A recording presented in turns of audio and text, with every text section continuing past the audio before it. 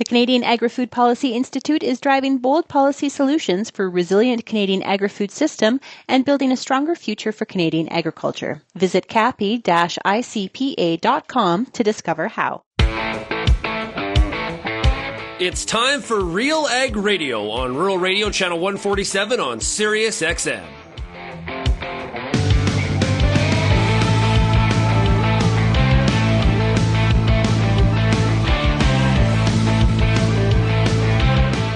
RealAg Radio and RealAgriculture.com is your home for insight and analysis of the issues that are impacting your farm business. Let's get real and get connected with RealAg Radio.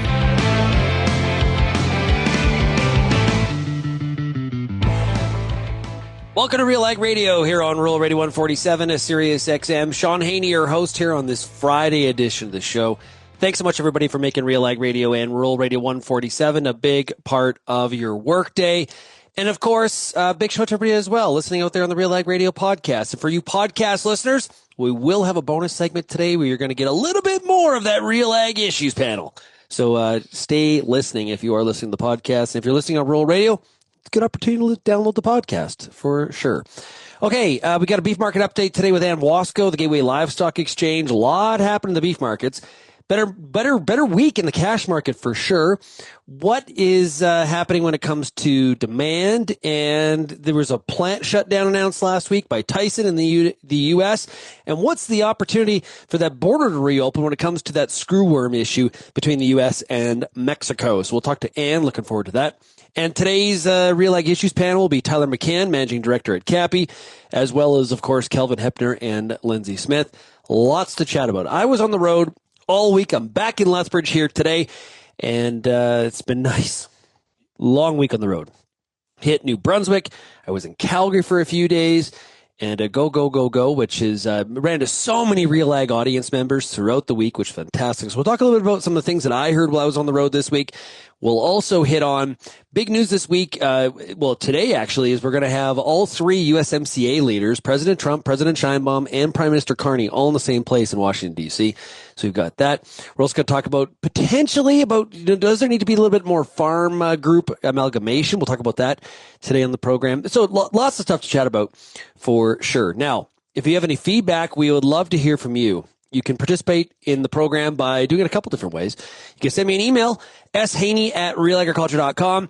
You can also call or text the RealAg feedback line, 855-776-6147. I also highly encourage everybody to check out the Real Agriculture YouTube channel. We have got so much long-form, short-form content on our YouTube channel. It is rocking. So much stuff. Highly encourage you to check out our different crop schools. We also have like our RealAg Shop series. Some really fantastic stuff that I just think you need to be paying attention to indeed. So go to YouTube and search Real Agriculture and you'll find our YouTube channel. This show is on YouTube as well. Let's take a break. When we come back, we've got Dan Wasko standing by from Gateway Livestock Exchange talking beef markets right after this. I get to spend every day talking to farmers in the ag industry through RealAgriculture.com and RealAg Radio. But nothing is more fun than speaking to an audience live and in person. If you're planning an ag event, book a Real Agriculture speaker to make it a successful and memorable experience. Email shaney@realagriculture.com and you can book myself or any other RealAg personality to speak at your event. Bring your audience all the fun, insight, and energy of Real Agriculture.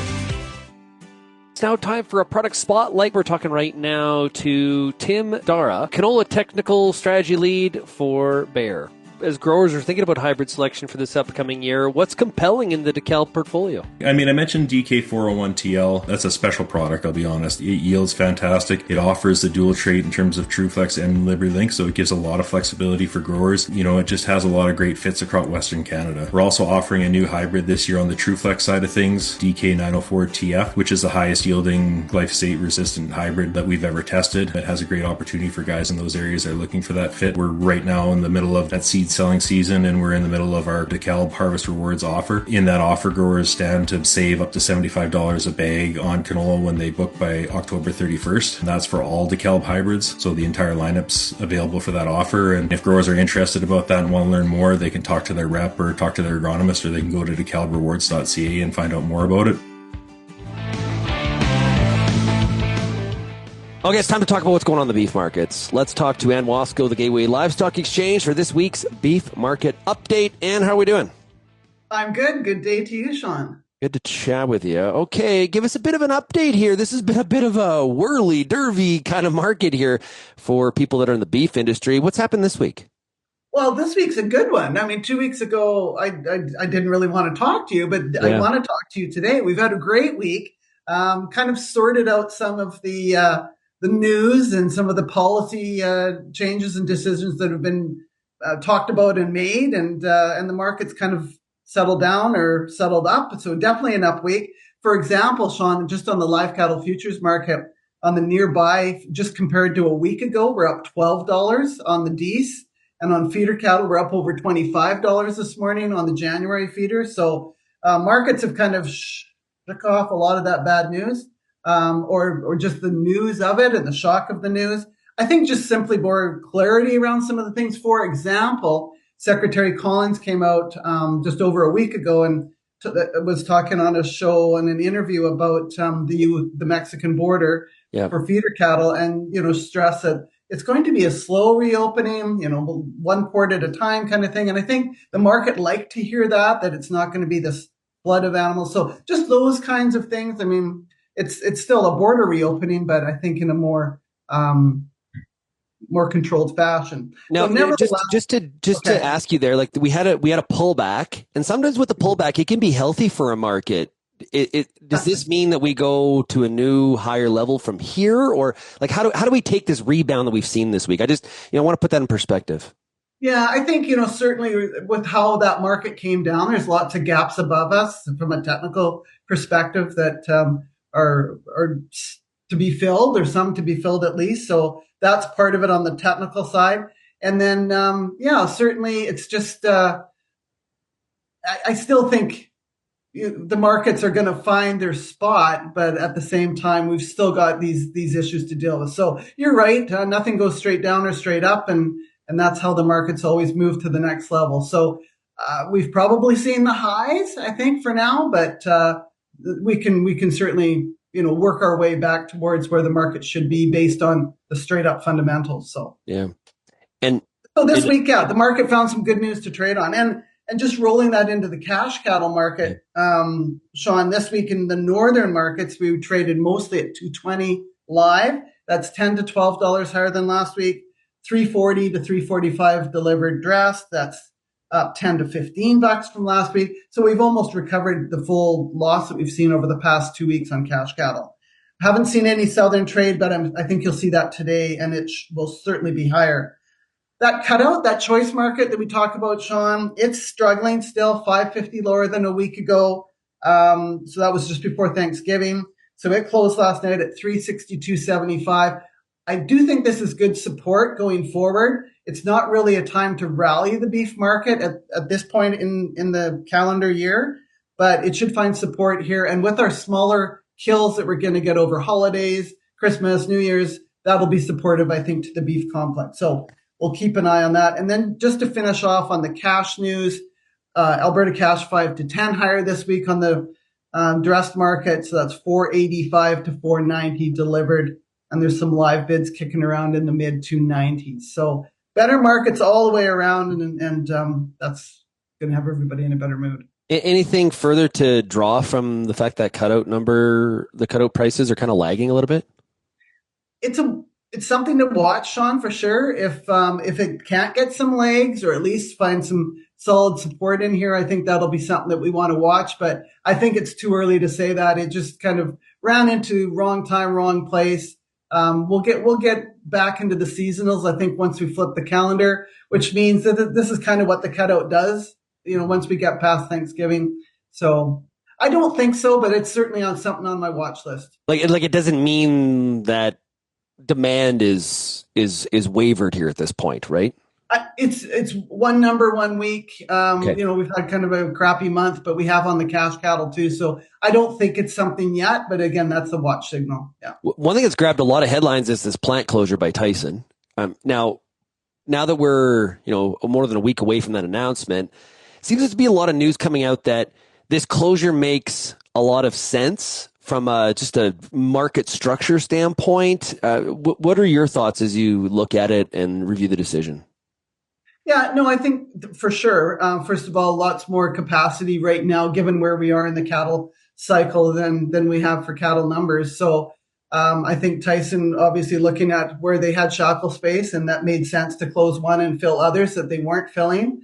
So that's obviously a business decision. It will mean one less buyer in those areas, and that does have an impact. Through the year, Shaun, we talk about leverage a lot. And so it will have an impact to leverage as we go into 2026. And that was something that really helped the markets get as high as they did in 2025. So again, lots of capacity still out there, given what we have for cattle numbers and the projections for 2026.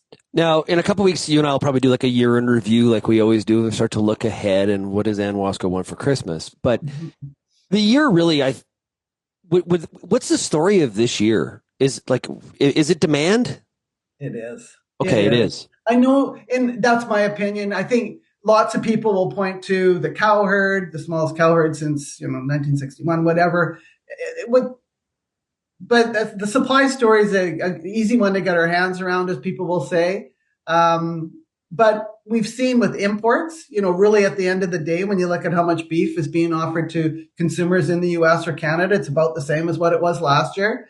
So, and our prices yet are substantially higher. So that is clearly a demand story in my book. And I think that's a good story. Stop and think. We did see, so one item that we are getting from StatsCan right now, they did release October retail beef prices this week. For the fourth month in a row, we're sitting not quite at the record high we had it back in July, but $25.15 per kg. That is 16% above last year. But it is 3% below that high in July. So to me, it looks like, again, I think it's a little too early to say, were these the highest highs for retail beef prices? Possibly. Maybe we have one more run at it next year. But to me, it's just saying that we've got these prices to these levels. If you're trading beef that much higher than last year, there's something going on with demand. And we've got lots of product, beef, chicken, pork. Consumers have got lots of choices when they go into that counter. And guess what they're choosing, or they continue to choose, is beef. I really think it's a demand story again. And I think producers need to fully understand this isn't all just about supply and the cow herd being smaller. This is a super, super demand story. Went out for dinner last night. There were 6 of us. Every single person at that table, all 6 of us, ordered steaks. There's a demand for beef. Yeah, well, lots of options on the menu. Yeah, and look at, there's a quality piece there too, Shaun. The kill today is over 85% choice or higher. Producers are producing quality beef in both the U.S. and Canada, high grade quality, good eating experience. Why wouldn't you order a steak? Yeah. To wrap up here, I want to get your thoughts. Something I've been saying in some of my speeches the past 3-4 weeks is there's a lot of focus on lack of profitability in the cropping sector. There's some farm management challenges there. But if we look in something like the beef sector, where there has been good margin, of course, for the rancher as well as the cattle feeder, that also can be a difficult point that's a farm management issue too, because you're at the kind of the higher point of the profit cycle. Complacency can set in, trying to manage the risk. Do I expand? Don't I expand? Is this the time to do that or not? There's challenges on this part of the cycle too for the producer. Right. Now, of course, the cattle cycle, we talk about this 10 to 12 year cycle. These prices and these profit levels are long overdue, especially for the cow-calf producer. Oh, absolutely. But they know, we all know the cattle cycle will carry on. And so this is that time in the cycle where you do what you need to do, whatever it might be, in terms of, paying down debt or improving the herd or buying equipment, or, whatever it might be, because the next round there's going to still be some tougher years ahead. So, and we haven't even talked about weather. And I did listen to some of your weather forecasts this week, at some of the people you had on. And that's another thing to keep an eye on. But yeah, this is when you get the house in order. On the flip side, of course, this is the time. 2025 will be one of the worst years for packer margins in history. So, but again, that's kind of what the cattle cycle says. So I would say the cattle cycle is very much alive and well in terms of numbers and in profitability. And thanks so much for joining us here today. Really do appreciate it. We'll talk to you again in a couple weeks. Thanks, Shaun. You too. That is Adam Wasko at the Gateway Livestock Exchange. We got the RealAg Issues Panel coming up. We got Tyler McCann, Kelvin Heppner, Lyndsey Smith back right after this.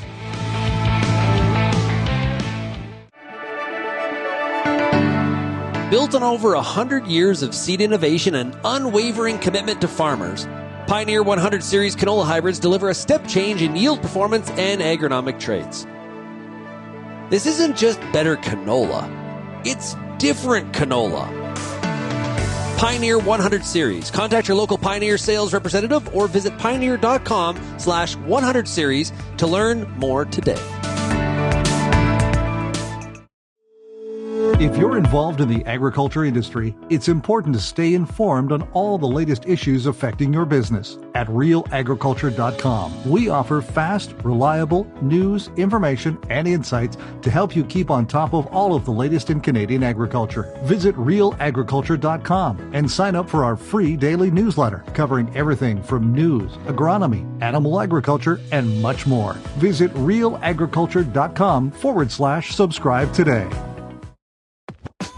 RealAg Radio is Canada's only daily radio show focused on agriculture. Get expert advice on Agronomic Monday. Tuesdays and Wednesdays will cover a broad range of issues. Thursday we'll hear from farmers across the country on the Farmer Rapid Fire. And we'll wrap things up Fridays with the RealAg Issues Panel with Kelvin Heppner and Lyndsey Smith.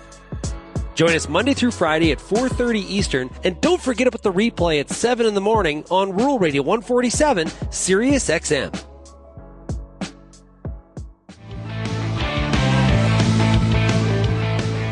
We have so much to talk about this week on the RealAg Issues Panel. This is going to be a fun show. I have a bit of a feeling. There's a high level of energy, a lot of coffee, maybe not. Some of us have had one or two monsters to kind of really get the motor really going here today. We are ready. Let's bring in the RealAg Issues Panel. Up first, coming out of Ottawa, Ontario, it is Lyndsey Smith. Hey, Lyndsey, how are we doing? Well, doing well. I think only one of us has had monsters, and it's you. So there you go. But lots of coffee on this end. Yeah, it is. It was very cold. We are fully into winter mode here. It's like, what's cold? It was minus 18 this morning. Celsius? That's cold. It's cold. Yeah, especially for here. Because remember, it's not a dry cold. Humidity. Yes. Oh no, like yes.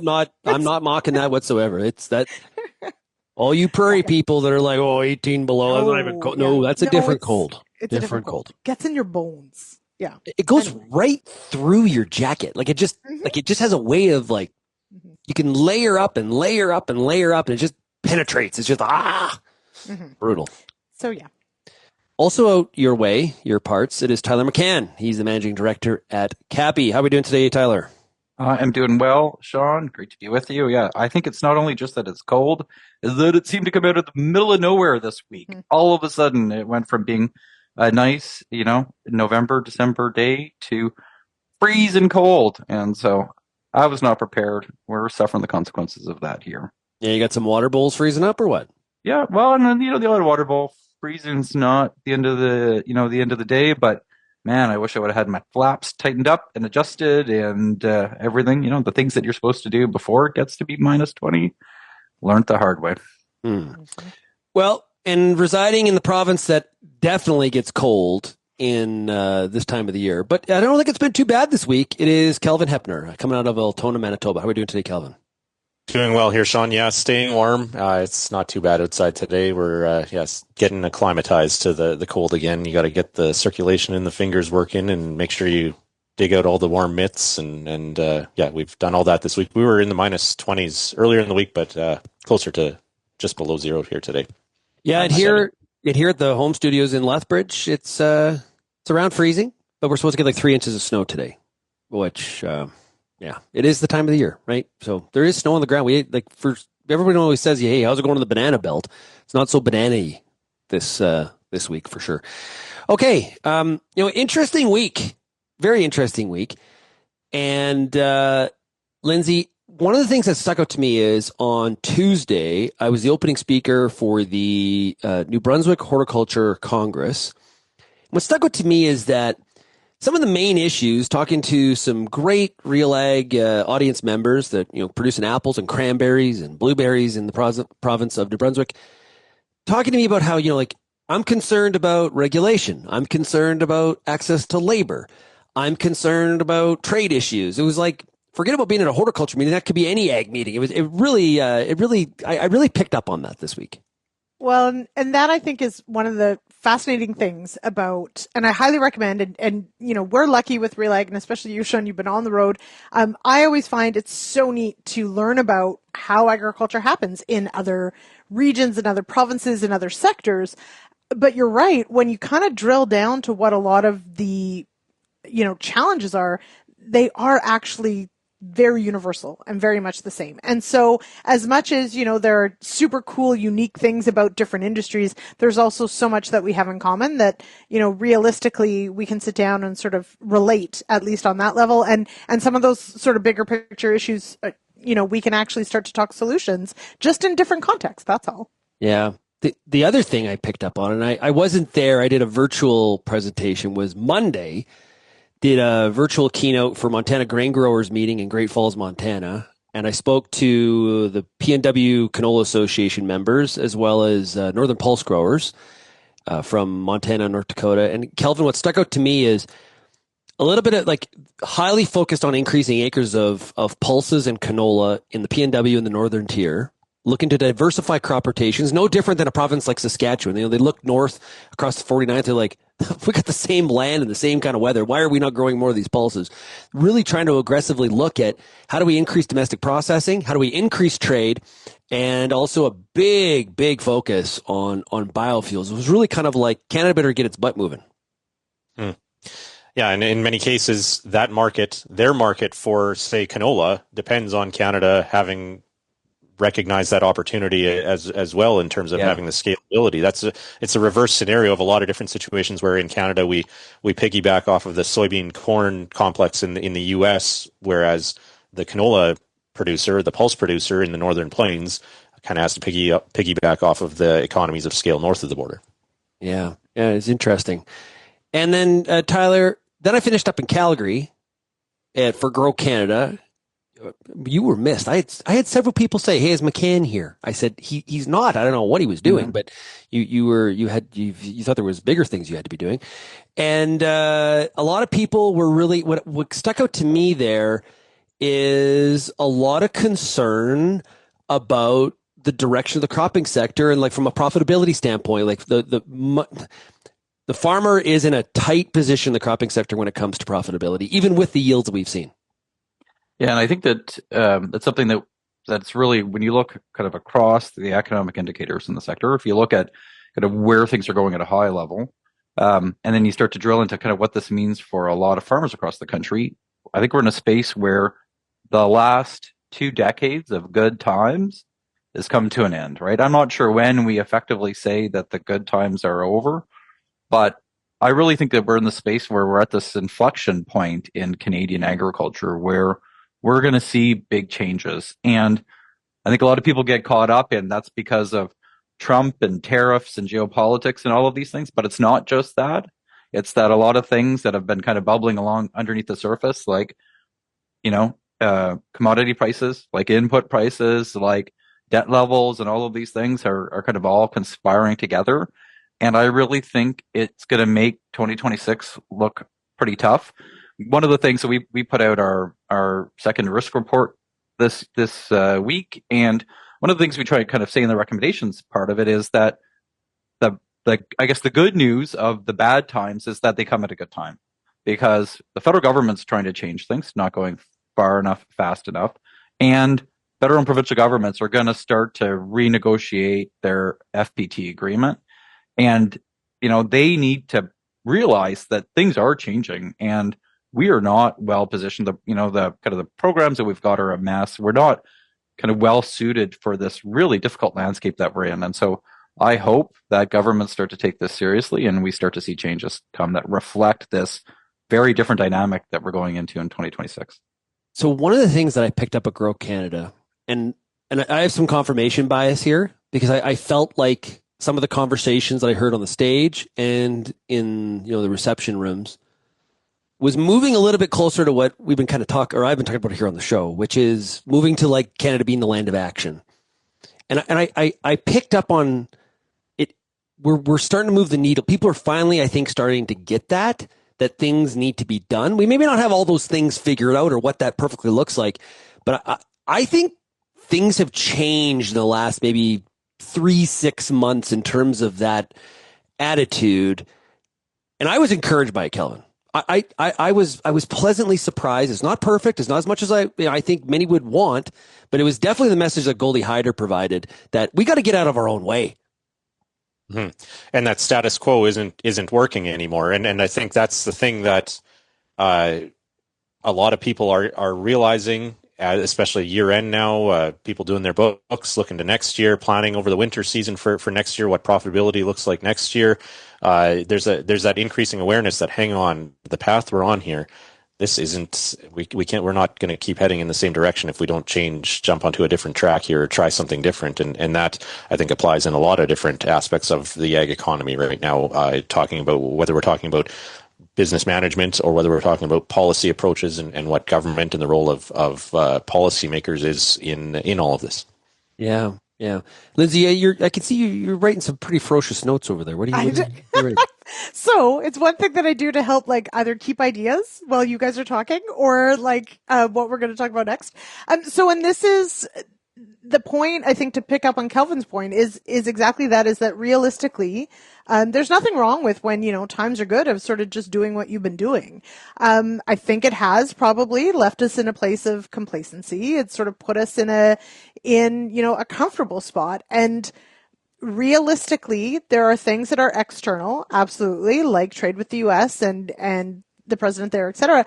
But there are so many, exactly that, of these internal things. So whether it's our culture, our regulatory system, or just all of these things together, we have now in front of us, we cannot continue to do what we have been doing because it's not going to be successful. And that's all there is to it. And so that means change. And yes, change is hard.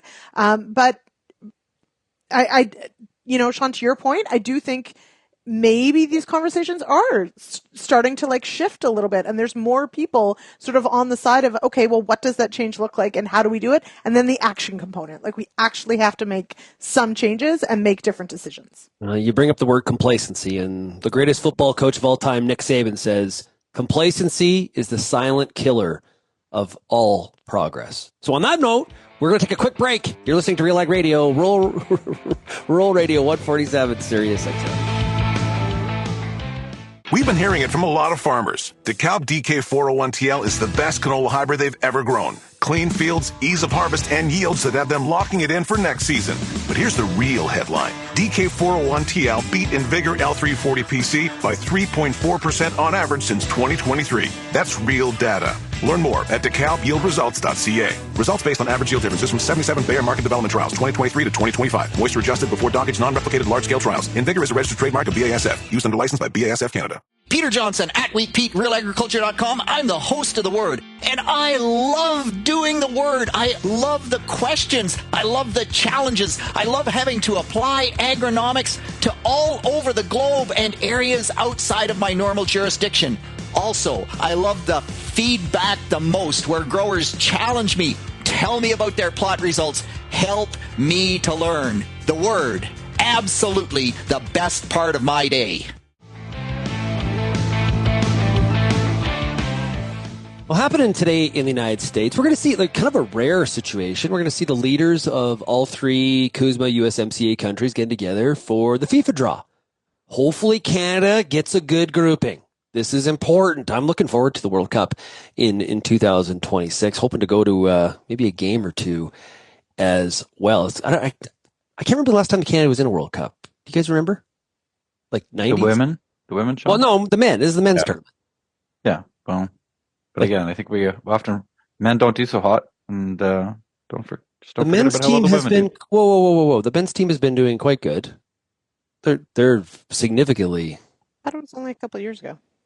So, you know what? Google could probably tell us. I'll be honest. Somebody Google it. They were you're right. They were in the last World Cup, but they were out right away in the group stage. You're right. Yes, they lost all three. They lost all three.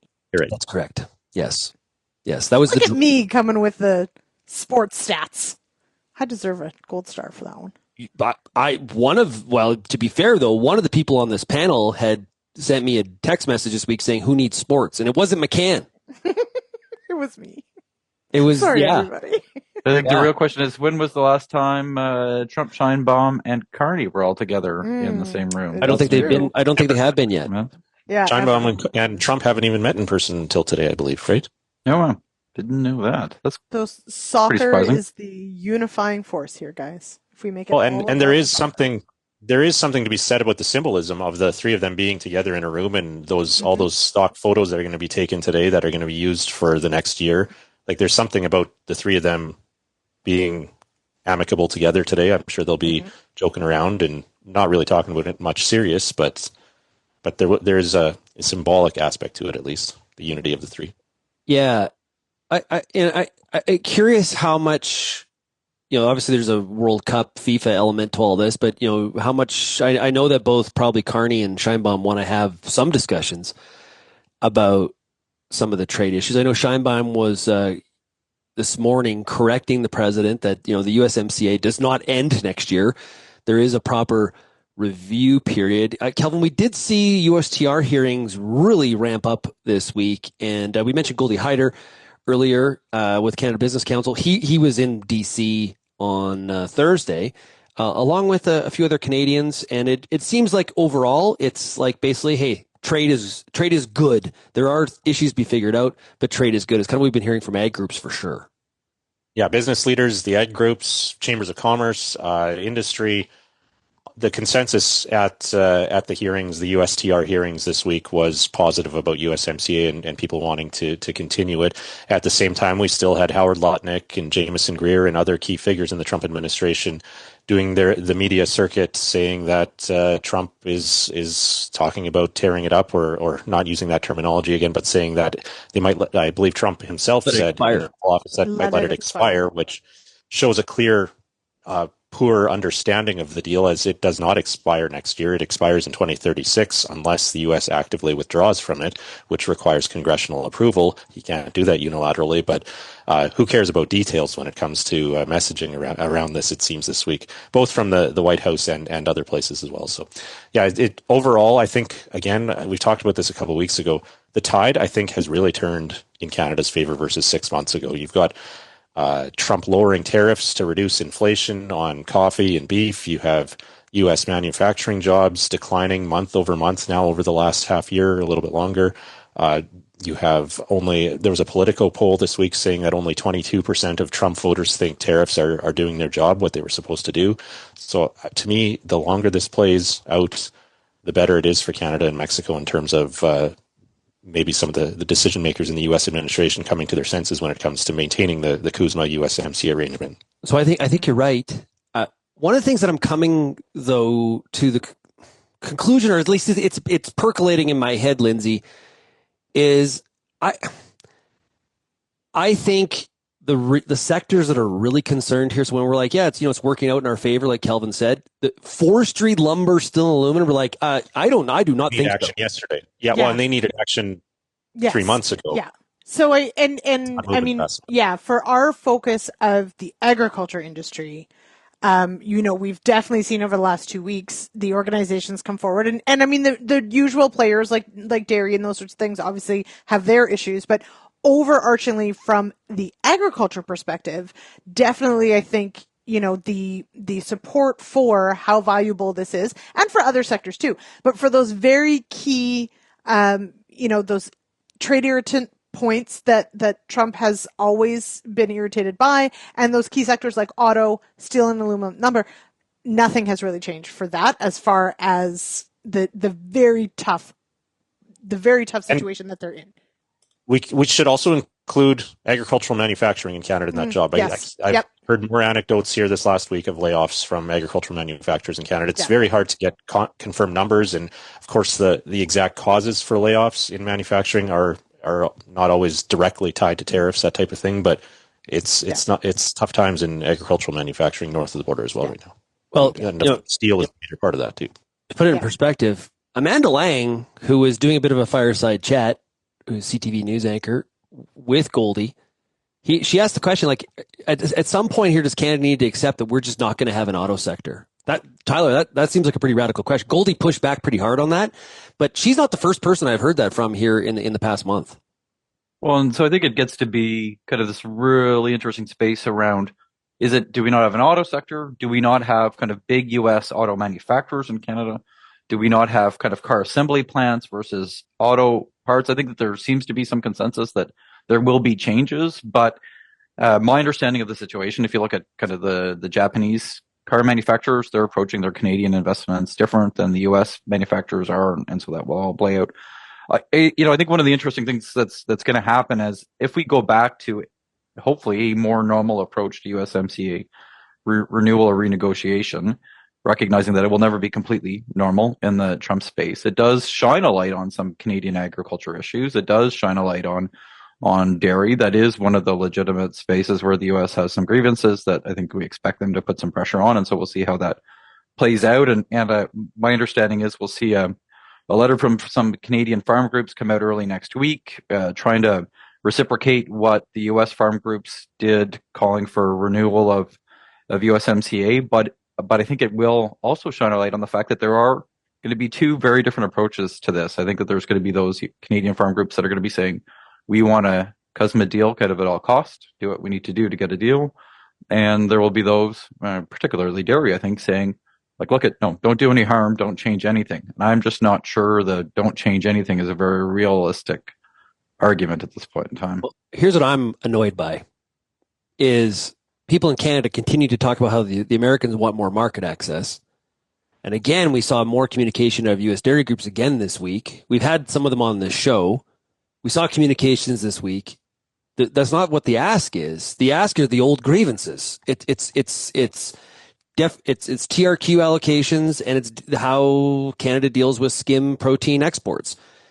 And it's not about new market access, but the anti-dairy lobby in Canada continues to use this situation as some sort of justification or leverage that supply management should be broken up, but that's actually not what the Americans are asking for in the first place. And I keep on getting annoyed by this because I heard it again this week at Grow Canada. Right, but it's important, Shaun, to understand, right, that changing those rules to address those U.S. concerns will impact Canadian dairy farmers. It won't be as severe or significant as people make it out to be, but there is a reason why Canadian dairy is pushing back against these changes. There is this debate to be held around whether or not what Canada is doing today actually lives up to the letter of the agreement that we signed last time. But I think that that's a bit of a theoretical debate. In reality, the U.S. has this opportunity to make these changes. They're going to push for changes. The Canadian government's going to have to make these changes. And I think, Shaun, the other thing that really is hard to kind of wrap your head around is it's one thing to understand what the U.S. dairy industry wants, but the U.S. president looms large in all of these things. And the U.S. president is, may have views that are not fully aligned with the U.S. dairy industry, and it remains to be seen how much harder he's going to push for specific concessions on dairy in order to address his own personal perspectives on these things. Do you think that what he is asking for dairy is going to be, or what they want at the end of the day on dairy is different than what U.S. dairy groups want?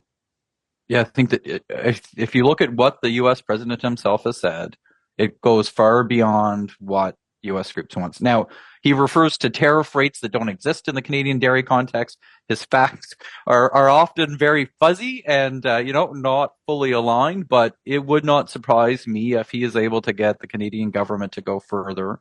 Now, again, what does that really look like? We don't know. The context is different, but I think I'm with you. I think the likely outcome is we're going to have to fix how we administer our TRQ, but would not surprise me if the U.S. government is, especially if Trump's looking to secure some concessions that go beyond just a renewal to say that, look, he's done something big here, that dairy is one of those spaces that they're going to focus their efforts on. I continue to think, I just use that Japan example. When I talk to different farm groups in the U.S., they agree that how they did the Japan deal on rice is a good precursor to what we can expect when it comes to something like dairy between Canada and the U.S. There wasn't even a TRQ expansion. There was just how the TRQ is allocated was what the change was, which was the incremental win for U.S. rice growers in the Japan market. Kelvin, go ahead. But that's not what we heard from Secretary Rawlins and the Trump administration. They said this was massive opportunity unlocked for American exports to Japan. Yeah, but don't get distracted. Like that's the sales part of it. Exactly. That's the juxtaposition that we have all over the place right now, both with our Canadian government and Prime Minister Carney, as well as the Trump administration. The messaging versus the facts on the ground and the practical reality. There's often a large divide between those two things, and it takes a lot of I would say attention for people to navigate through what is signal and what is noise, to use that old metaphor. Yeah, and I think we don't fully appreciate the difference between the fact that we've got an actual deal that's actually being renegotiated versus kind of these agreements that the U.S. is signing around the world. Like the nature of what Canada, the United States, and Mexico are about to go through is very different than what the president has been up to for the last 6 months. But learn from the process, not just a napkin. Yeah. But learn from the priorities, though. The priorities are three things, guys: energy, autos, and planes. That's the three edge triangle. That is where all of the focus has been. Agriculture has been on the periphery, and I know Deputy Secretary Vaden said anybody that's been, has been saying the eggs on the periphery hasn't been in the room. Well, I've been saying that, and yes, you're right. I haven't been in the room, but that's my perception. Ag has been on the periphery. And so Canada's going to have to address those three major concerns somehow, some way. Canadian ethanol industry, Lyndsey, has been hearing, you guys better figure out how to buy more ethanol. We're already the largest customer in the world. We have huge issues for the Canadian ethanol industry. The U.S. market is highly subsidized compared to ours. Our own domestic processors are really disadvantaged in this situation. But I don't know. How do you see it, Lyndsey? So I agree with you on the two on energy and autos, sure. But I think the third one, at least when it comes to USMCA and CUSMA, is agriculture. So really, you think it's that high? I do. Really? Yes. And that will be, and so to Tyler's point, to Kelvin's point, while I agree that the messaging part isn't necessarily the facts, and we have to be able to exactly see through those things and sort of stick with what the facts are and let the messaging sort of go and not argue on it. At the same time, what we have learned in the past almost year is that a Trump deal, somebody has to lose. And I do think there's still the opportunity potentially of it working, of something like dairy being potentially where Trump has to win and we have to lose, potentially. Energy is interesting because, of course, it does bridge exactly that, as you said, with ethanol, with biodiesel, with all of those things. It bridges that agriculture divide. So that's why I do think it's higher on the list than these other things, because there are these crossovers. But when it comes to specifically the USMCA to CUSMA, I do think we have to be incredibly smart and incredibly cautious because it could end up far worse. And again, it feels like it's like deja vu all over again, that the last time when USMCA came into fore, it was, first do no harm. Like, let's just at least try and preserve it. I don't know that that's realistic this time around. So where does a Canadian loss have to happen? Because I feel like if we've learned anything, somebody has to lose in a trade deal. Yeah. If I was to, based on a lot of conversations, if I had to predict what that loss is, it's some form of blanket tariff. Potentially. Yep. It's like a 10% blanket tariff. That's my guess. But again, it could be a 10% blanket tariff with 89% of exports exempted from that 10% tariff. Same thing as the last 6 months, where there's this Truth Social post about this tariffs being applied to Canada because of something, and then the actual follow through on the ground in reality isn't. And again, businesses have to navigate all that uncertainty. I also wonder whether we don't see a similar scenario to the last time around, where it's the U.S. and Mexico that come to a deal, and Canada ultimately signs on to something that the U.S. and Mexico really have negotiated, hammered out. Wouldn't surprise me. Hey, I think it's great. We got to take a break, but we can continue this when we come back. You're listening to RealAg Radio, RealAg Issues Panel, back right after this. Hi, I'm Bernard Tobin, host of the Soybean School on RealAgriculture.com. Throughout the year, on the Soybean School, we'll bring you timely agronomic video content from planting to harvest, from the latest agronomic research to the latest in production technology. Check out our massive video library on YouTube, RealAgriculture.com, or download the audio podcast versions wherever you get your podcasts. The Soybean School is brought to you by Mazik Seeds and Lalamon Plant Care. I'm Lyndsey Smith, host of The Agronomist, and I want to thank you for tuning in for over 200 episodes of our beloved little program. Join me Monday nights, 8 p.m. Eastern on YouTube for our live and interactive agronomy Q&A. Each week, our guest panel will handle some of your toughest agronomic questions live, streaming on YouTube, Facebook, X, and RealAgriculture.com. Tune in Monday nights or go to realagriculture.com/agronomist and sign up for our email notifications and don't miss an episode. Welcome back to RealAg Radio here on Rural Radio 147. We are having a fun Friday. It is the first Friday of December. And Lyndsey, have you got your Christmas shopping started? Started, yes. Thank you for not asking if it was done, but yes, started. And I'm quite proud of myself for that. You know what? I'm trying very hard to I'm not a very good gift giver, so I'm trying to think things through and just, make good choices and try and do it all very efficiently. Trying to stay local, supporting some of my friends' businesses and not going over the top. So and I think that's probably pretty. Everyone is getting Sheepishly Me t-shirts then? Is that what you're saying? They're sold out. So thanks for that. Yeah. Sandy, please stock more things. I tried to give lots of Sheepishly Me things, but that's okay. What about our newest outstanding young farmer? Yes, I did put in an order from Ryan and Romy Schill at Revolution Wool Co. They won the Canada's Outstanding Young Farmer, and I did send a box of stuff to Manitoba from there. So there you go. Curious, one of the things I got asked this morning on RFD TV as maybe next week, maybe the week after, who knows at this point, we're going to see a big compensation package, a bridge package in the U.S. Somewhere between, the number that kind of posted on the board today is about $12 billion across a number of different commodities, including specialty commodities and trade and price related details to come. Supposedly, money being rolled out in early January. Tyler, you said earlier that Canadian crop executors in a real bind. What I was asked on RFD TV is, are we hearing this kind of request from farmers in Canada? And I said, not specifically or definitely as loud.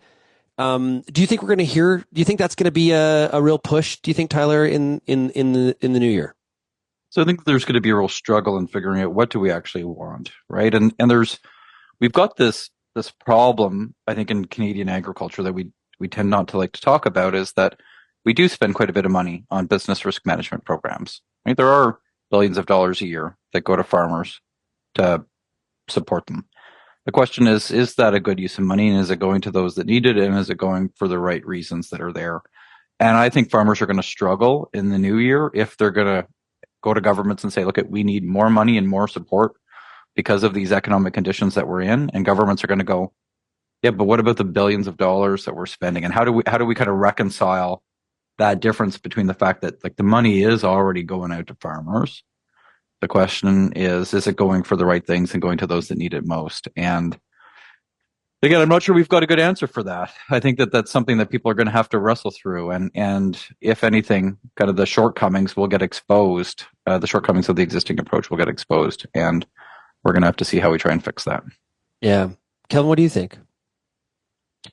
I think we'll continue to hear and see it in press releases from certain farm organizations mentioning it. They'll talk about it, but I'm very highly doubtful that the federal government will find money for that.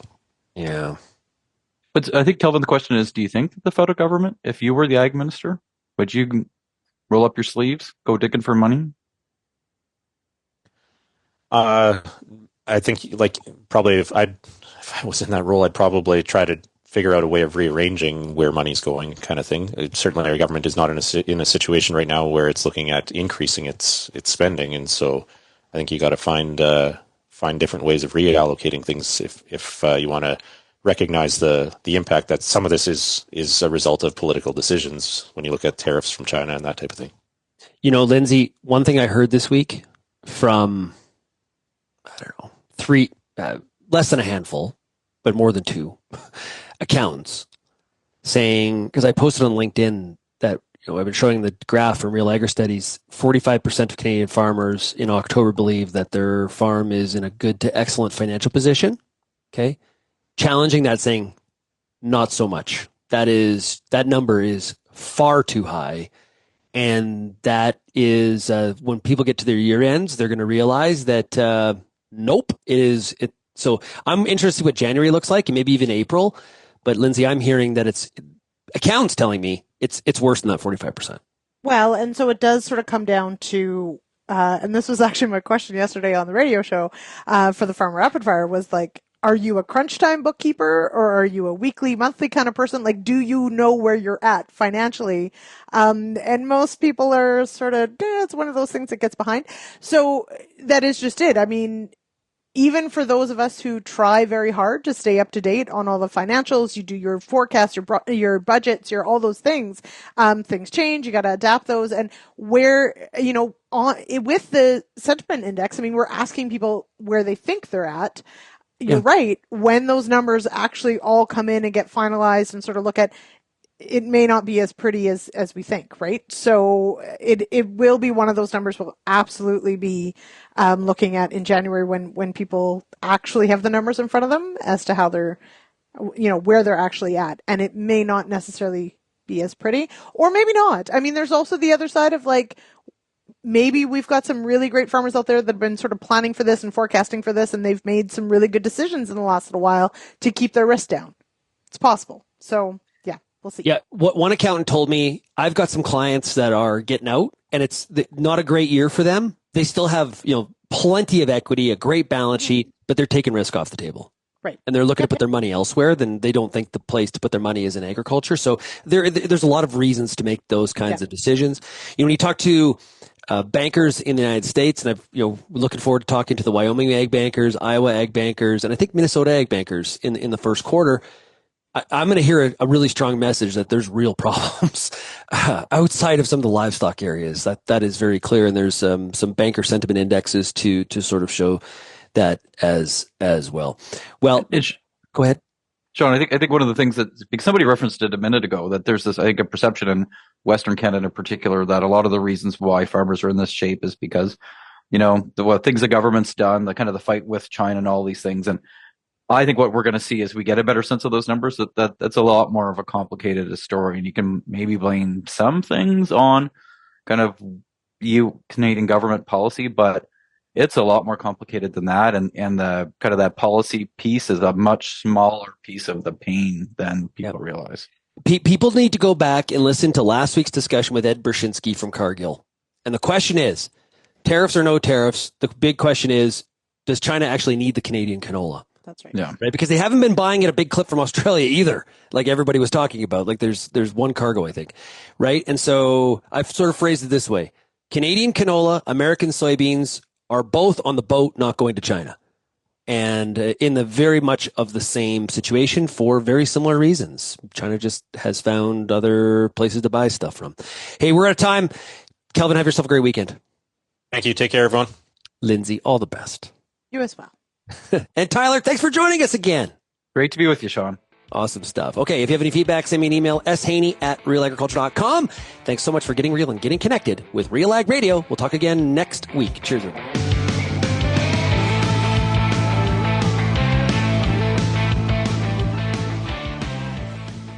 And we're in the bonus segment, and here we are with the RealAg Issues Panel, Tyler McCann of CAPI, Kelvin Heppner, Lyndsey Smith, both of Real Agriculture, myself, Shaun Haney. That was a really fun show.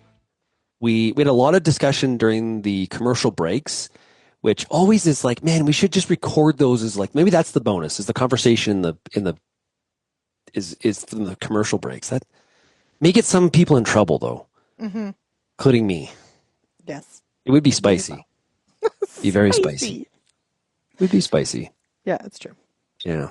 Shaun, what I'm trying to figure out is, should we have what would Kelvin Heppner do segment all of the time, where we say, Kelvin, if you were ag minister, What choices would you make? Put him on the hot seat. Tyler, Kelvin, when you are ag minister.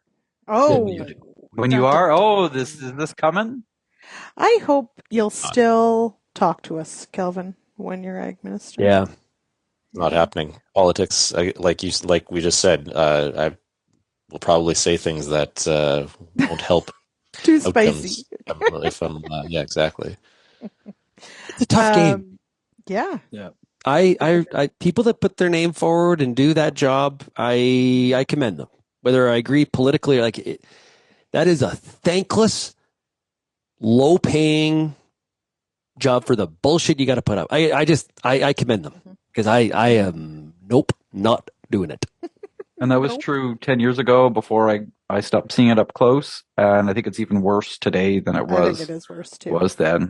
This is really not for the faint of heart, and again, I think that there's this whole piece around courage and decisions and kind of the hard things, choices that governments have to make, and I think a lot of us put a lot of blame on governments for not making the choices we would like them to make, but man, when they do and they get hoisted on their own petard because it doesn't go well, there's lots of times these are no-win situations and tough. Let's be honest, though. It was nice to see Stephen Guilbeault leave this week. Wasn't it? Yeah. Well, and Mark Miller's in. That's one that I don't understand. I don't understand why he leaves and Mark Miller is brought back based on, again, Miller being one of the closest people to Trudeau and Carney wanting to move on from that era.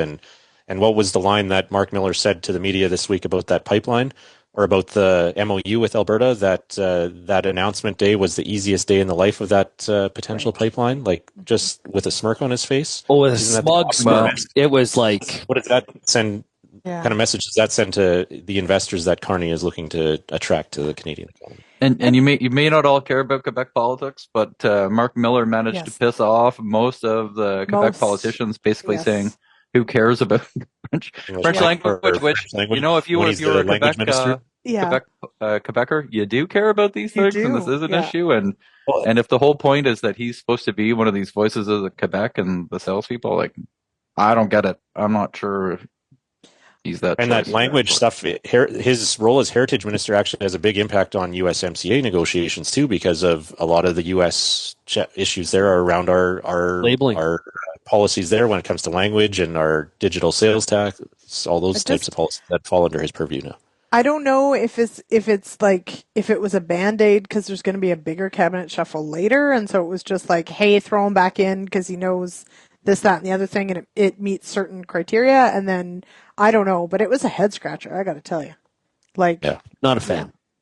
Well, and I think that Lyndsey's question about that bigger cabinet shuffle is an interesting one. We heard in the summer that there was a cabinet shuffle imminent. We heard in September there was a cabinet shuffle imminent. Now sounds like in December there will finally be one. Steve McKinnon still doing double duty as transport minister and House leader. We've seen this kind of Band-Aid solution here. I think that there's the sense that poor immigration minister got raked over the coals by Michelle Rempel-Garner at committee this week. It was pretty embarrassing performance by the immigration minister. I think she's widely seen to be a very weak performer. So the sense is that she's on her way out. A couple of other changes that are going to be made. So it sounds like there'll be another cabinet shuffle come before the holidays or very shortly after in January. And yeah, maybe that'll bring more changes. Speaking of French, go ahead, Tyler. Or Kelvin, go ahead, sorry. Is there any chance that Minister MacDonald is shuffled? Yeah, Tyler, please tell. I would yes. I think that there's absolutely a chance that he gets shuffled. Right. So there's again, you get to kind of from the same province as Cody Blois. Right?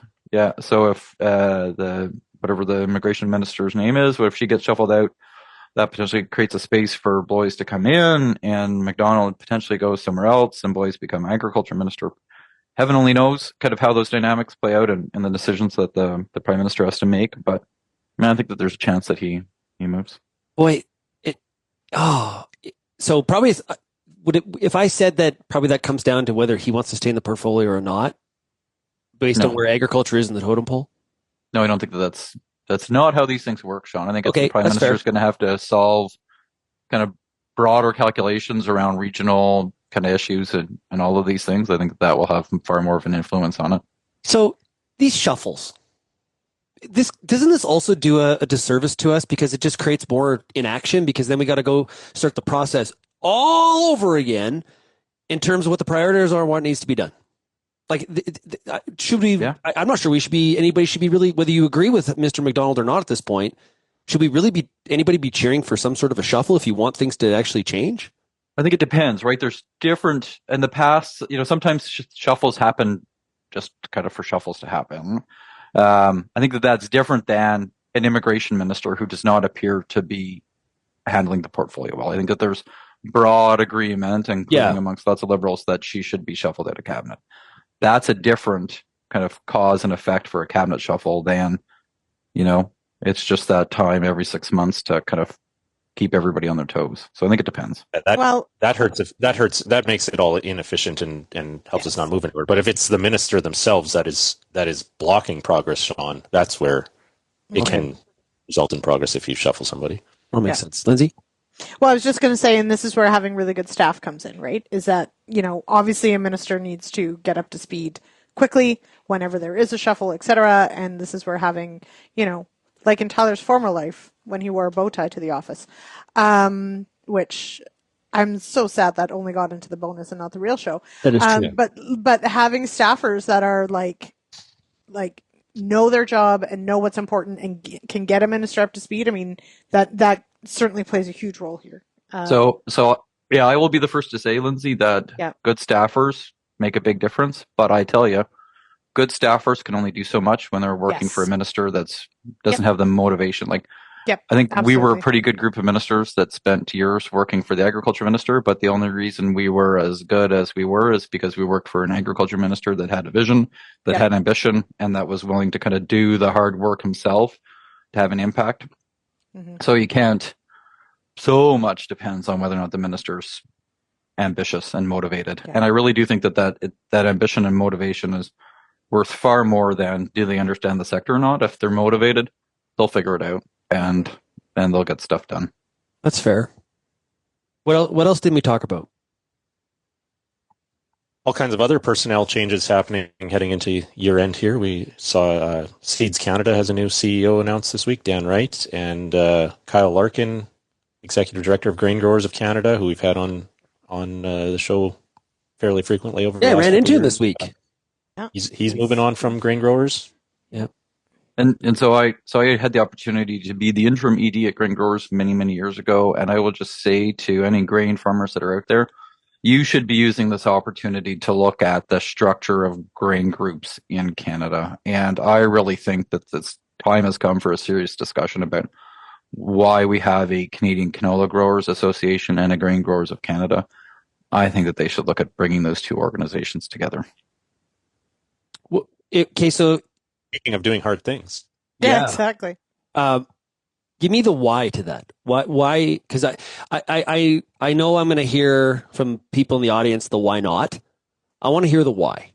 Yeah, so I think at a starting point, we need some more consolidation and coherence in industry groups, right? There is nobody that is a canola grower and not also a canola grower and a pulse grower and a wheat grower. Those grower interests would be better served by having one organization. The reality is the Canola Growers Association is the grain association that actually has kind of the heft and resources to do things. They do a lot of the heavy lifting on a lot of issues.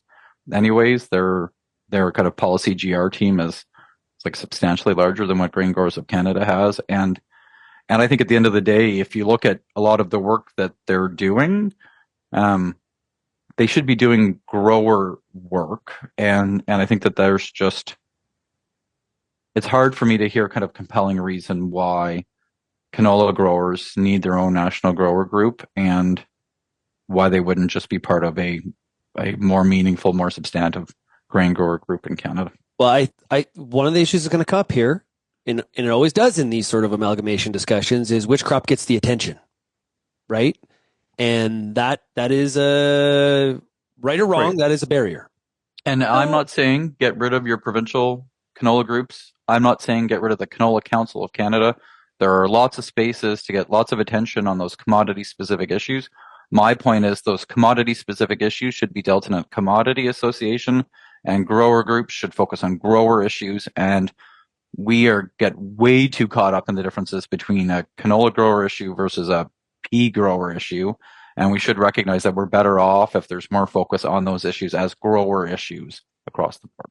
Please send all your feedback to lsmith@realagriculture.com. No, absolutely not. Go ahead. But we started this show with Shaun, you pointing out that you were at a Hort meeting in New Brunswick. Yeah. And a lot of the big issues are exactly the same in different sectors. So it really does back up Tyler's point that depending on, what your mandate is, you don't necessarily need an individual group for every, and you're right. A pulse grower is a wheat grower is a canola grower. So, well, got a rotation. I sat in New Brunswick hearing about, listening to people talk, and, I just sort of said to myself, and that's a horticulture meeting, and I'm sort of dropped in, as an alien, because, I don't live in horticulture every day. It was a very fascinating meeting, and I loved being there. It was a great audience.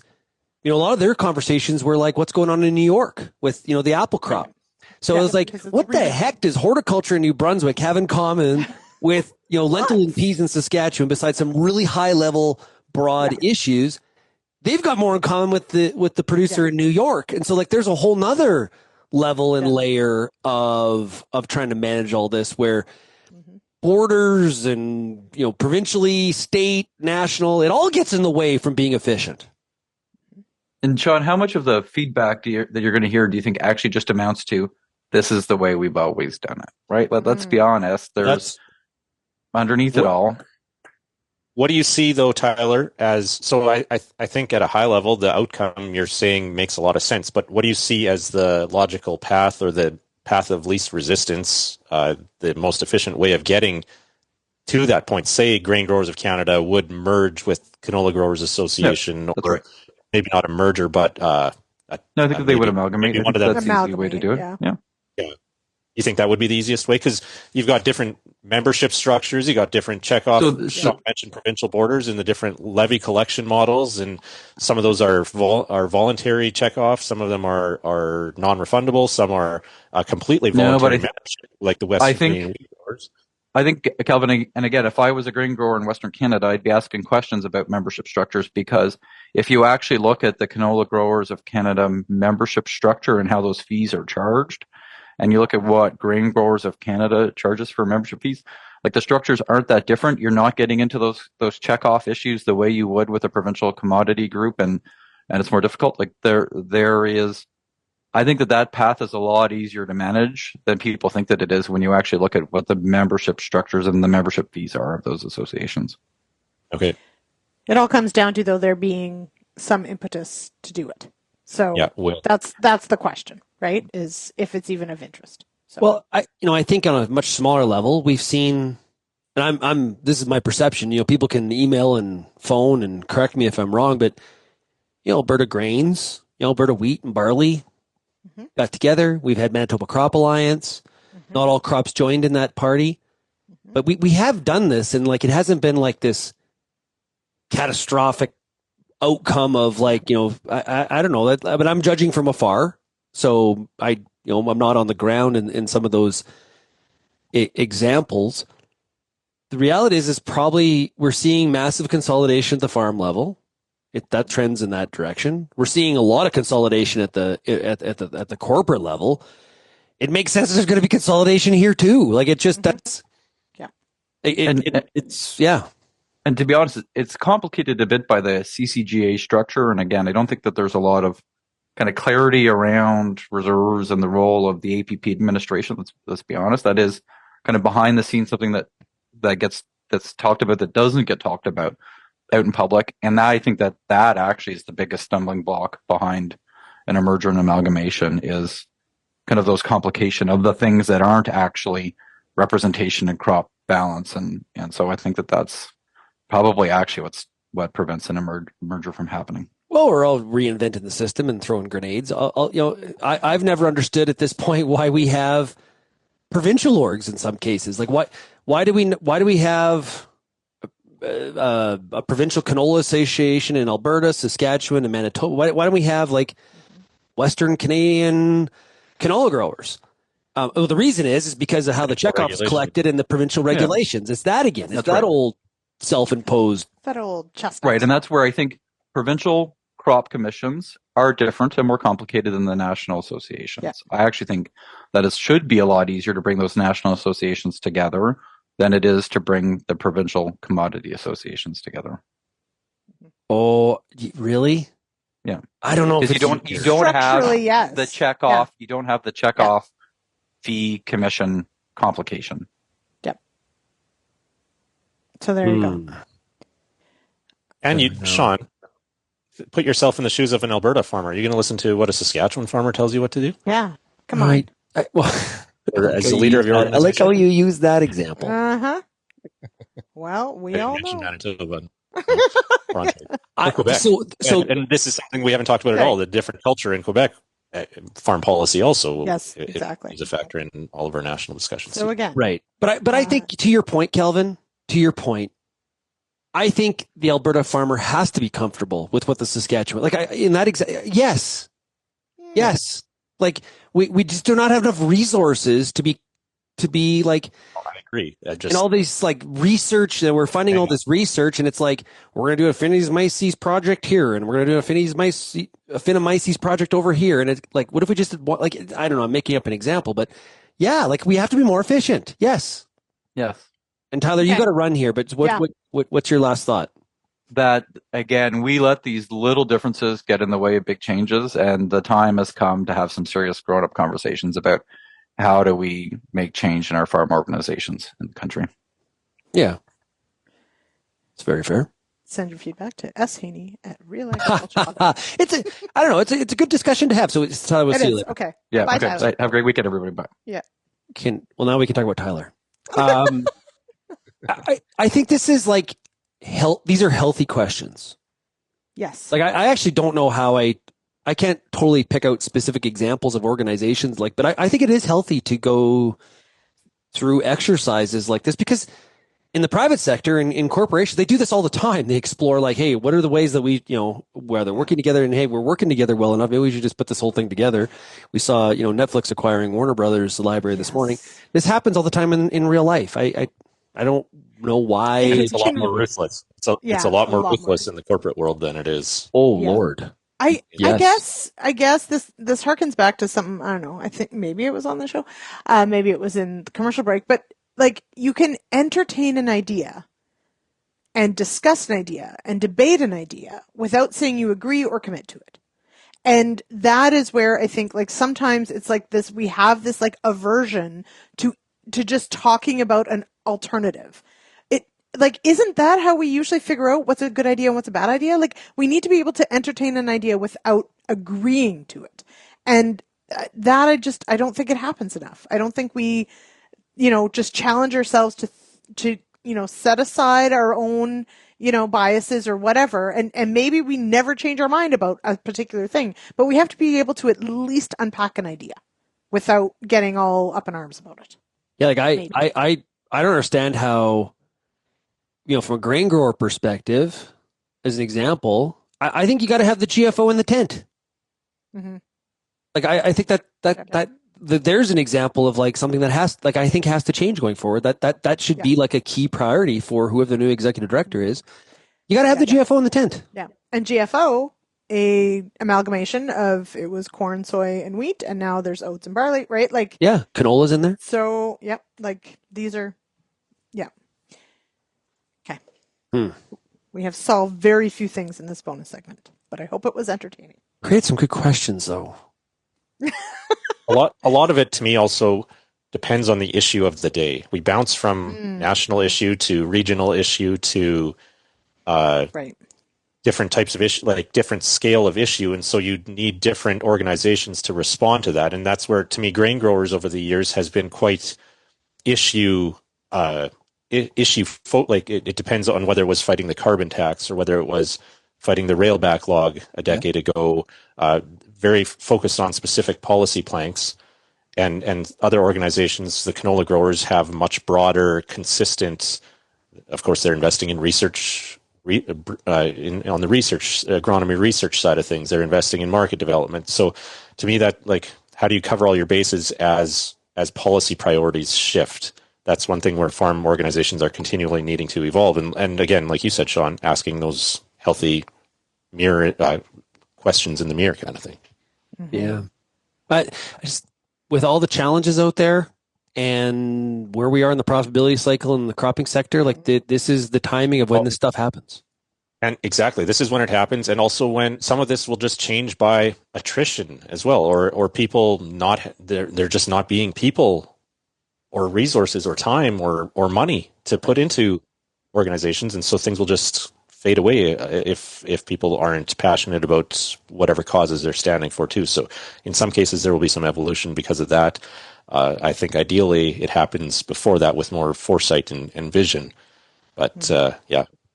This tough times is when people have to adapt. Well, and again, this is not the only topic where this is a problem, but it's just the fracturing is like, Canada cannot afford to be fractured when it comes to how it's organized from an initiative standpoint or from an organization standpoint, because we just do not have the population of the acres to support the fragmentation. Like, just when it compare and contrast, the U.S. can be as fragmented as it wants because it has the population, it has the acres. We are not afforded that luxury, right? It's not the same, and so we have to be different. Yeah, but we have the challenge of how diverse Canadian agriculture is, but they're diverse from topography, culture, crops. Like there's so many ways that we're diverse and have different priorities. You look at farming in British Columbia versus Quebec versus New Brunswick versus Saskatchewan or Ontario. It's depending whether you're in Southwest Ontario or Northern Ontario. Like there's so much variability. Again, how do you find things in common across all of that variability? That's the challenge. Yeah, I think that's where. Yeah, but that's where it comes down to like exactly that, like what are issues that are handled at your provincial level, what are issues that, those sorts of things. But realistically, an individual farmer is represented by 6 organizations, let's say, that doesn't make sense, right? Yeah, we have data on that, actually. I should go back and look at that research study we did. It's crazy. Yeah, exactly. So I think that's the question, right? Is like, obviously there are different jurisdictions that may need representation, but there's still like an individual farmer, where all do they need representation, and then work your way up, because then there's industry and then there's Yeah. So yeah. Anyway.